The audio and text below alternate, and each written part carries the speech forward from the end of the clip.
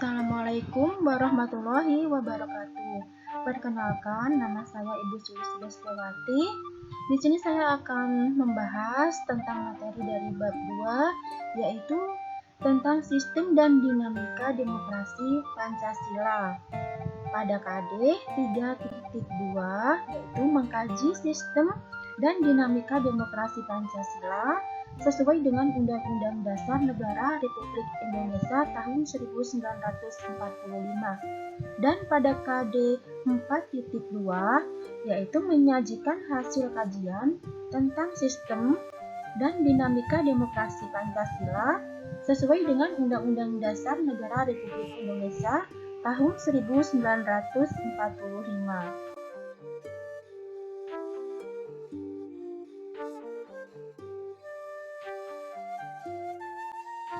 Tujuan dari mempelajari materi tentang demokrasi kali ini adalah agar peserta didik dapat 1. Menguraikan arti dan makna dari demokrasi Pancasila.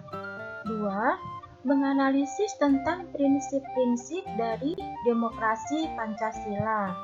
3. Mengidentifikasikan macam-macam demokrasi di Indonesia. 4. Menganalisis dinamika penerapan demokrasi di Indonesia. Dan yang kelima yaitu menganalisis pelaksanaan periodisasi perkembangan demokrasi Pancasila di Indonesia.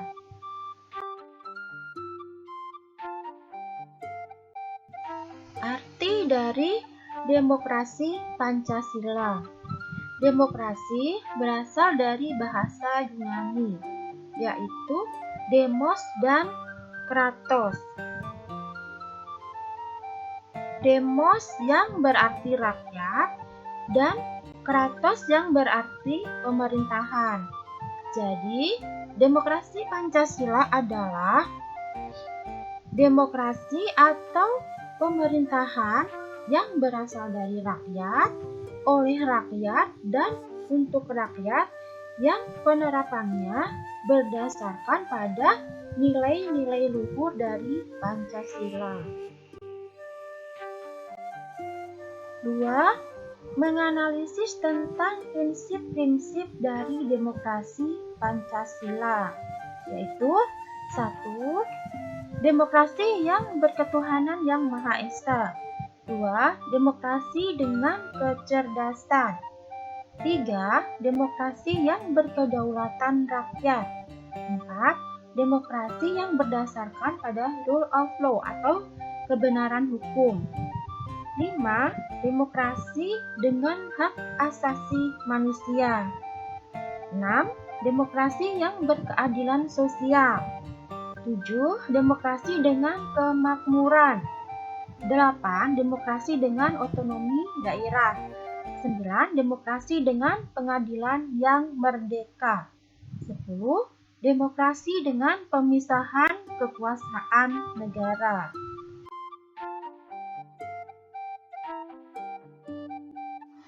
Tiga, mengidentifikasikan macam-macam demokrasi di Indonesia. 1. Demokrasi parlementer. 2. Demokrasi terpimpin. 3.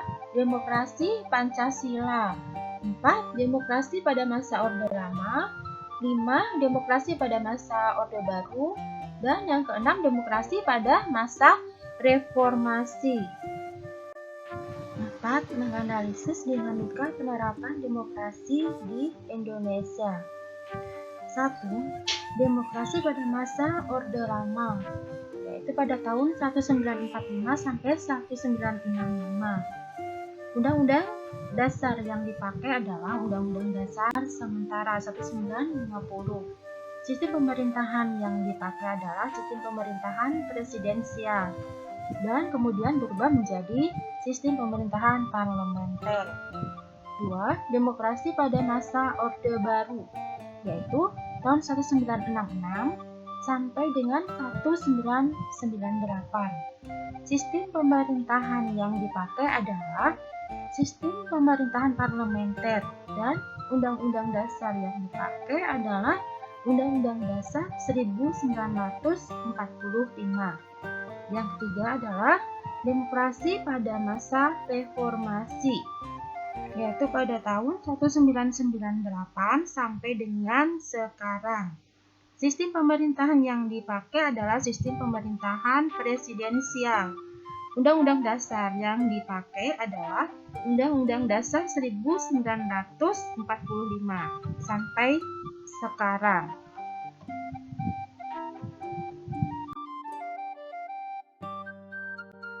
5. Menganalisis pelaksanaan, periodisasi, perkembangan demokrasi Pancasila di Indonesia. 1. Pelaksanaan demokrasi di Indonesia pada periode 18 Agustus 1945 sampai dengan 1949. 2. Pelaksanaan demokrasi di Indonesia pada periode 1949 sampai dengan 1959. 3. Pelaksanaan demokrasi di Indonesia pada periode 1959 sampai dengan 1965. 4. Pelaksanaan demokrasi di Indonesia pada periode 1965 sampai dengan 1998. 5. Pelaksanaan demokrasi di Indonesia pada periode 1998 sampai dengan sekarang. Kesimpulan dari materi demokrasi kali ini adalah bahwa demokrasi berasal dari kata demos dan kratos. Demos artinya adalah rakyat dan kratos artinya adalah pemerintahan. Jadi, demokrasi adalah pemerintahan yang berasal dari rakyat, oleh rakyat, dan untuk rakyat. Pada hakikatnya, suatu negara bisa disebut sebagai negara yang demokratis apabila di dalam pemerintahannya, rakyat memiliki persamaan di muka hukum, memiliki kesempatan untuk berpartisipasi dalam pembuatan keputusan.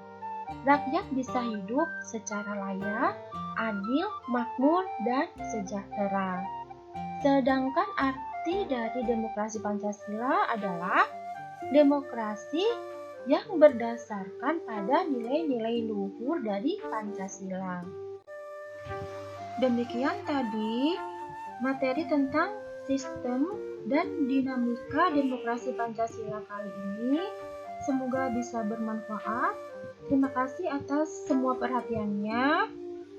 Dan sampai jumpa lagi pada materi selanjutnya. Wabillahi taufiq wal hidayah. Wassalamualaikum warahmatullahi wabarakatuh.